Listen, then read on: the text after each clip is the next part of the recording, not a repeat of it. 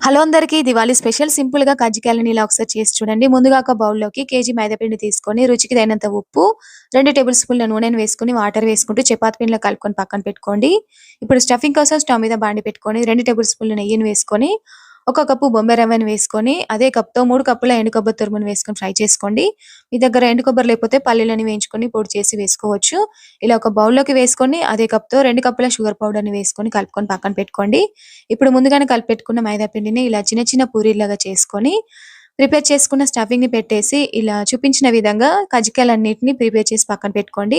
ఇక్కడ నేను కేజీ మైదా పిండి కలిపెట్టుకున్నాను కదండీ! హాఫ్ కేజీ మైదా పిండితో ఇలా కజ్జికాయలని ట్రై చేశాను. మిగతా హాఫ్ కేజీ మైదా పిండితో గవ్వలైతే ట్రై చేశానండి. అది నెక్స్ట్ వీడియోలో అయితే షేర్ చేస్తాను. ఇలా ప్రిపేర్ చేసుకున్న కజ్జికాయలన్నిటిని వేడైన ఆయిల్‌లో వేసుకొని ఫ్రై చేసుకుంటే ఎంతో టేస్టీగా, సింపుల్‌గా కజ్జికాయలైతే రెడీ అవుతాయండి. మరి మీరు కూడా ఒకసారి ఇలా ట్రై చేసి చూడండి.